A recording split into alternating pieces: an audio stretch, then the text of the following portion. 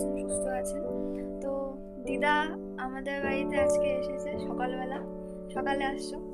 তো সকালে দিদা আসছে। তো আমরা যে কত্তাল আর দুটো ঝুনঝুনি কিনেছিলাম ওটা দিদাকে দেখালাম। তো দিদা পেয়ে সেই খুশি বাজাচ্ছে এখন।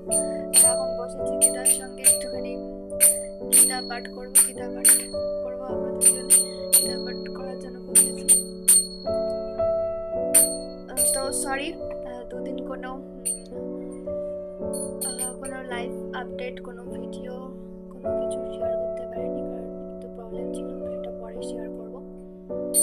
তো অনেক ডিপ্রেশনে থাকার পর, অনেক কান্নাকাটি করার পর ভাবলাম যে রিস্টার্ট করা উচিত, আর কিছু মানুষকে লাইফ থেকে ডিলিট করা উচিত।